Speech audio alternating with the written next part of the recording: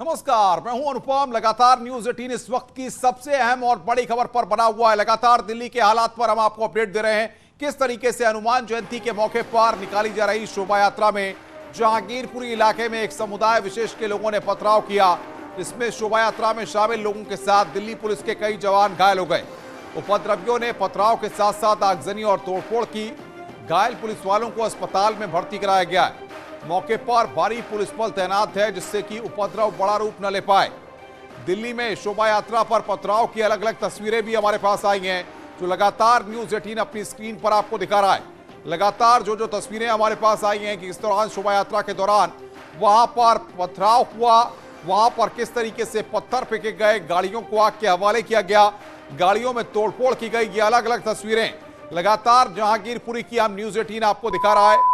हम आपको लगातार आपकी स्क्रीन पर दिखा रहे हैं और फिलहाल ग्राउंड जीरो पर भी न्यूज 18 की टीम मौजूद है कि किस तरीके से इस समय के हालात हैं, इस समय क्या स्थितियां वहां पर बनी हुई हैं, वो भी लगातार न्यूज 18 आपको बता रहा है। बहरहाल शोभा यात्रा पर पथराव की एक्सक्लूसिव तस्वीरें सबसे पहले न्यूज 18 ने अपने दर्शकों तक पहुंचाई। किस तरीके से हिंसा की साजिश की गई, दिल्ली को सुलगाने की कोशिश यहां पर की गई और किस तरीके से भावनाएं भड़काने की कोशिश आज की गई।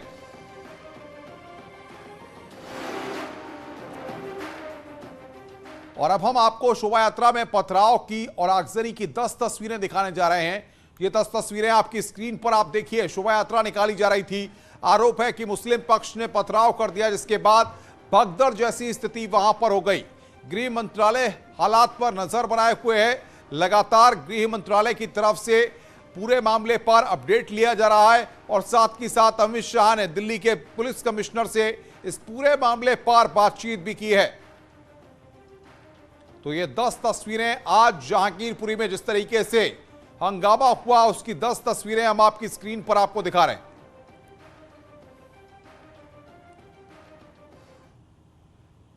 स्थिति बेकाबू ना हो, इसलिए मौके पर भारी पुलिस फोर्स को तैनात किया गया है। दिल्ली पुलिस के अधिकारियों ने दावा किया है कि हालात पूरी तरह से काबू में हैं। इसका आकलन कर रहे हैं, इसीलिए तो हम लोग यहाँ पर आए हैं। ठीक है, पुलिस फोर्स है, सारी चीजें सिचुएशन अंडर कंट्रोल है और जो भी झगड़ा जो भी हुआ है, इसको हम लोग जो पीस कमेटी है, अमन कमेटी है, तमाम लोगों से बातचीत कर एक शांति और सौहार्दपूर्ण वातावरण बनाने की कोशिश कर रहे हैं।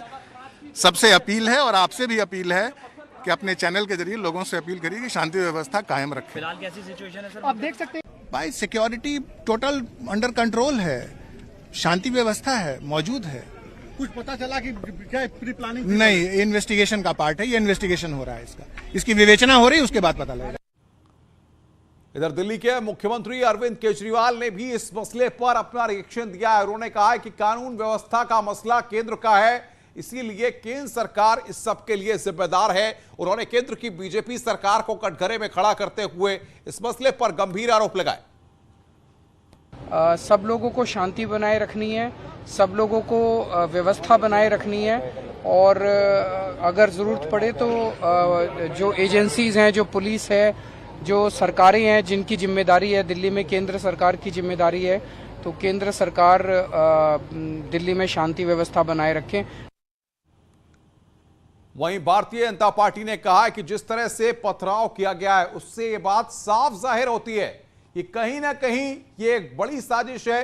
जिस तरह से पथराव किया गया, उससे यह साफ है कि साजिश के तहत ही इस घटना को दिल्ली के जहांगीरपुरी में अंजाम दिया गया।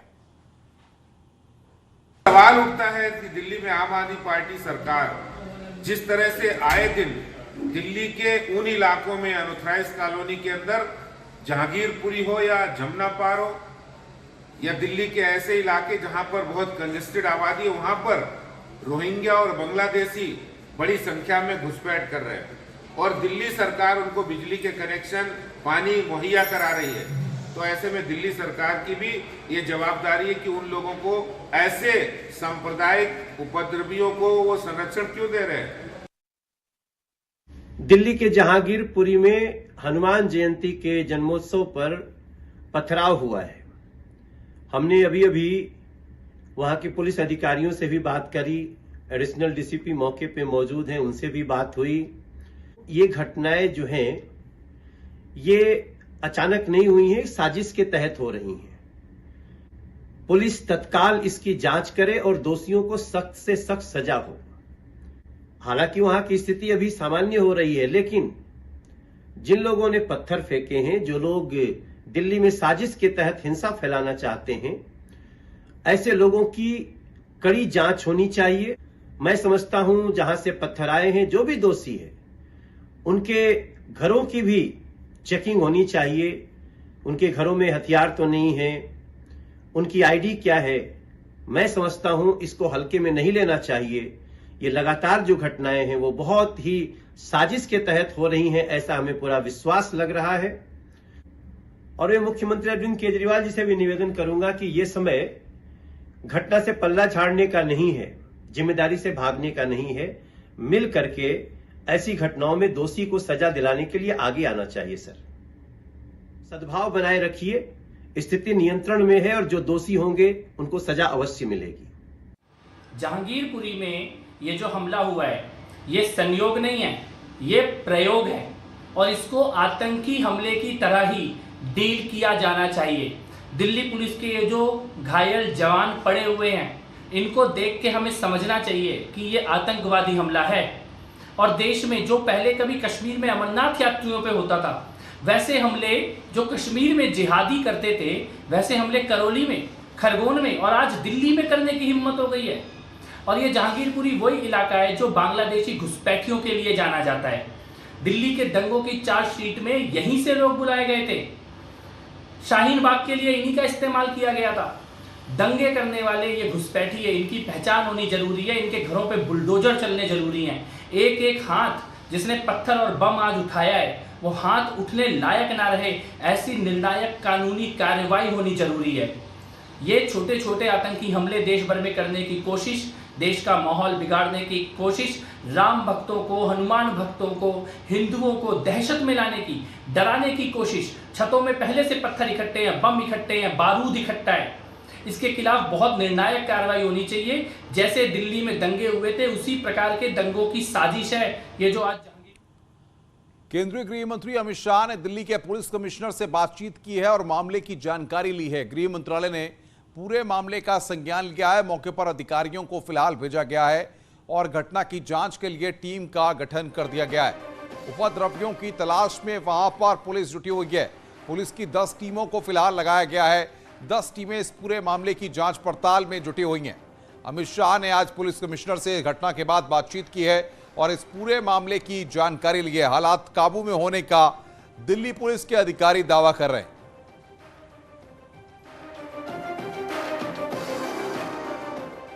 वहीं दिल्ली में बवाल के बाद उत्तर प्रदेश में भी आपको बता दें कि हाई अलर्ट कर दिया गया।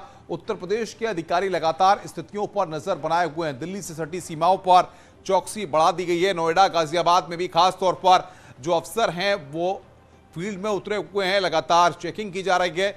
बुलंदशहर की बात करें, अलीगढ़ की बात करें, आगरा की बात करें, पश्चिमी उत्तर प्रदेश, पूर्वांचल, बुंदेलखंड, तमाम जगहों पर एडीजीएलओ ने इस बात के निर्देश दिए हैं कि वहां पर सभी अधिकारी फील्ड में उतरकर चेकिंग करें और पेट्रोलिंग करें। दिल्ली पुलिस के साथ हमारा बहुत ही रियल टाइम इंफॉर्मेशन शेयरिंग का सिस्टम पहले से ही बना हुआ है और इस संबंध में लगातार हमारी रेगुलर इंटरवल पे हम लोगों की मीटिंग वहाँ के अधिकारियों के साथ होती रहती है और आज भी हमारा समन्वय पूरी तरीके से बना हुआ है। अगर आवश्यकता पड़ेगी और कुछ इस तरह के लोग अगर हमारे यहाँ छिपने होने की बात होगी तो उस पर त्वरित कार्रवाई की जाएगी। हमारे सभी अधिकारी वहाँ के दिल्ली पुलिस के संबंधित अधिकारियों से टच में रहते हैं और हमारा एक सोशल मीडिया ग्रुप भी बना हुआ है जिसपे कि रियल टाइम इंफॉर्मेशन शेयरिंग हम लोग करते हैं। सीमावर्ती जिले जो है नई दिल्ली के और जो संवेदनशील जिले उत्तर प्रदेश के, वहाँ उसके लिए कुछ सभी हमारे जो संवेदनशील जिले हैं उनको व्यक्तिगत तौर पे यहाँ से अधिकारियों के द्वारा बताया गया है और आप अगर अपनी टीम को भेजेंगे तो देखेंगे कि सभी जगह लोग अलर्ट हैं और पूरी तरीके से चौकसी बरती जा रही है। और बातचीत करने के लिए ग्राउंड जीरो पर जहांगीरपुरी में खुद मौजूद हैं इस वक्त हमारे संवाददाता राजीव तिवारी, जो पिछले कई घंटों से लगातार जहांगीरपुरी में इन विषम परिस्थितियों में, इन हालात में वहां पर ग्राउंड जीरो पर रह करके रिपोर्टिंग कर रहे हैं, लोगों से बातचीत कर रहे हैं, पुलिस के अधिकारियों से बातचीत कर रहे हैं। राजीव तिवारी, समझना चाहेंगे आपसे कि फिलहाल इस वक्त क्या स्थिति है और जो पुलिस के ऑफिशियल्स वहां पर पहुंचे हैं उनकी अब आगे की रणनीति क्या है, क्या एक्शन प्लान उनका वहां पर है।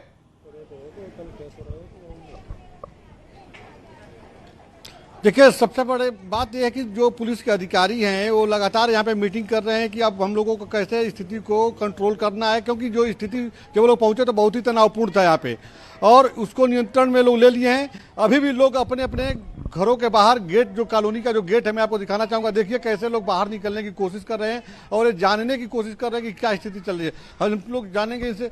मैडम ये बताइए कि जब घटना घटी तो क्या देखा आपने?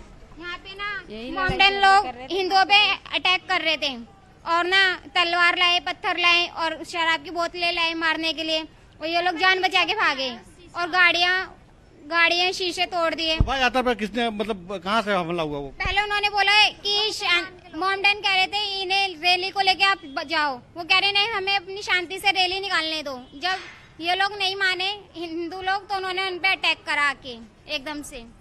तो यहाँ पे जो लोग हैं उनका यही कहना है कि जब शोभा यात्रा निकाली जा रही थी तो एक समुदाय विशेष की तरफ से उस पर पथराव किया गया, जिससे स्थिति अनियंत्रित हो गई। अभी आप देख सकते हैं कि यहाँ पे भारी संख्या में जो है दिल्ली पुलिस के जवान और अर्धसैनिक बल यहाँ पे तैनात किए गए हैं और स्थिति को पूरी तरह से कंट्रोल में लेने की कोशिश में लोग जुटे हुए हैं। लोगों को लगातार अवेयर किया जा रहा है कि आप लोग अपने घरों के अंदर जाइए और यहाँ पे सड़क से हट जाइए, लेकिन उसके बावजूद अभी भी लोग यहाँ पे बाहर निकले हुए हैं और स्थिति जानने की उत्सुकता है उनके अंदर, क्योंकि जिस तरह से स्थिति यहाँ पे बनी हुई है वह अभी भी चिंताजनक है। लगातार दिल्ली पुलिस के अधिकारी यहाँ पे दौरा कर रहे हैं और लगातार अपने जो यहाँ पे उनके अधिकारी हैं उनसे जानकारी ले रहे हैं, अपडेट ले रहे हैं कि किस तरह की स्थिति अभी बनी हुई है। इन लोगों की कॉन्फिडेंशियल मीटिंग भी चल रही है।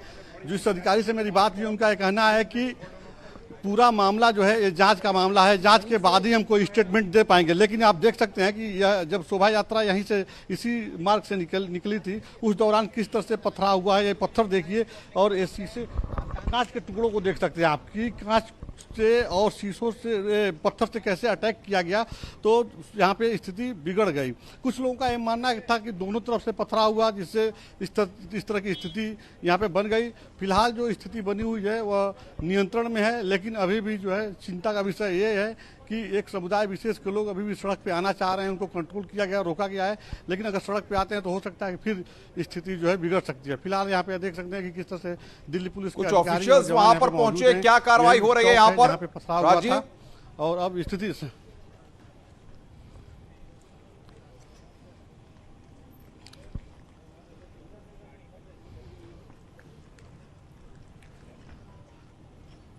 राजीव के पास हम चले, लेकिन उससे पहले नोएडा में भी आपको बता दें, क्योंकि सीमावर्ती जिस तरीके से इलाके हैं उनमें भी चौकसी बरती जा रही है। हिमांशु शुक्ला हमारे साथ जुड़ रहे हैं, जो नोएडा से लगातार अपडेट दे रहे हैं। हिमांशु, दिल्ली की घटना के बाद किस तरीके से नोएडा अलर्ट पर है और अफसर क्या जानकारी दे पा रहे हैं? देखिए अनुपम, अब फ्लैग मार्च पे, क्योंकि ये बॉर्डर एरिया से लगता है, ज्वाइंट सीपी लव कुमार हमारे साथ हैं, वो मौके पर मौजूद है ग्राउंड जीरो पर और लोगों से बातचीत भी कर रहे हैं। हम सीधे उन्हीं के पास चलते हैं और जानने की कोशिश करते हैं सर किस तरीके से ग्राउंड जीरो पर उतरकर पुलिसिंग की जा रही, क्योंकि जिस तरीके से हम लोगों ने दिल्ली में देखा घटना उसकी पुनरावृत्ति ना हो या इस तरीके का यहाँ कोई माहौल ना देखने को मिले। देखिए हिमांशु, इसका जो उद्देश्य है वो यही है कि ऐसे मौक़ों पर, जैसा कि सीमावर्ती राज्य में एक घटना हुई है, तो कई बार लोगों में अफवाहें फैलने का भी अंदेशा रहता है। तो इस फ्लैग मार्च का जो उद्देश्य है और जो लोगों के बीच में सीधे जाने का, भ्रमण करने का, हालांकि ये हमारी रोज़ की ड्रिल है और जैसा आप लोग देखते हैं रोज़ फुट पेट्रोलिंग हम इन सब एरिया में करते हैं। आज मुख्य तौर पर क्योंकि सतर्कता और थोड़ा सा अधिक बरतते हुए लोगों को अवेयर किया गया है और लोगों में सुरक्षा का भाव और अधिक सुदृढ़ हो, उसके नाते ये फ्लैग मार्च की कवायद हम लोग कर रहे हैं। बॉर्डर एरिया लगता है दिल्ली से, इसलिए अलर्टनेस थोड़ी ज़्यादा होती है। ऐसे में बॉर्डर एरिया पर खासतौर पे किस तरीके से आप लोग ग्राउंड जीरो पे मौजूद हैं और क्या लोगों से बातचीत कर रहे हैं, उनको क्या कन्विंस कर रहे हैं या क्या मैसेज दे रहे हैं? देखिए, लोगों को हम लोग यही मैसेज दे रहे हैं कि किसी भी तरह की अफवाह पर ध्यान ना दें और सौहार्दपूर्ण वातावरण बनाए रखें, क्योंकि बहुत सारी चीज़ें ऐसी होती हैं जो अफवाहों के माध्यम से लोगों के मन में भ्रांतियां पैदा होती हैं और उसको चलते कंफ्यूजन। हिमांशु, नोएडा सीमावर्ती जिला है, ऐसे में उपद्रवी वहां पर भी आ सकते हैं, ऐसे में बॉर्डर पर कोई चेकिंग हो रही है, कोई विशेष एहतियात बरता जा रहा है? पूछिए जरा, क्या लोगों के आईडी कार्ड्स या बाकी चीजों को भी चेक किया जा रहा है? सुरक्षा का भाव है वो जागृत करने की हम लोग प्रयास कर रहे हैं और उन लोगों को। सर, स्टूडियो से एक सवाल पूछा जा रहा है कि क्योंकि बॉर्डर लगता है, ऐसे में बॉर्डर एरिया पर विशेष रूप से कोई चेकिंग अभियान भी चलाया जा रहा है अब, क्योंकि जिस तरीके से दिल्ली में घटना हुई है? हाँ, देखिए, जो हमारे बॉर्डर वाले पॉइंट्स हैं उन पर विशेष एहतियात हम लोगों ने बरता है और जो आने जाने वाले वाहन हैं, खासतौर से जो हमारी सीमा में प्रवेश करने वाले वाहन हैं, उनको रेंडमली रोककर हम लोग चेक कर रहे हैं सुरक्षा के दृष्टिगत। और वैसे भी अगर आप देखें तो जो हमारा बॉर्डरिंग एरिया है वो अपराध के दृष्टिकोण से भी सेंसिटिव रहता है और इंटर बॉर्डर सीमा जो अलग अलग पॉइंट्स हैं उस पर हम रूटीन में वैसे भी जो वाहन हमारे यहाँ प्रवेश करते हैं या निकलते हैं उनको रेंडमली हम लोग चेक करते हैं। आज विशेष तौर पर दिल्ली पुलिस ने कोई मदद मांगी है? दिल्ली पुलिस के साथ कोई कोऑर्डिनेशन हो रहा है? हिमांशु, ना हो तो इसको कैसे देखेंगे? देखिए, उसके लिए जो हमारे अधिकारी हैं उन्होंने ग्राउंड पर पूरी तैयारियां की हैं। जो आयोजकगण हैं उनके साथ मीटिंग्स करके, बातचीत करके और सभी लोगों से सौहार्दपूर्ण वातावरण बना रहे, उस संबंध में बातचीत हो गई। किस तरीके का कोऑर्डिनेशन कर रहे हैं, क्योंकि दिल्ली में अब घटना हुई है, उसके बाद किस तरीके का कोऑर्डिनेशन नोएडा पुलिस का दिल्ली से है?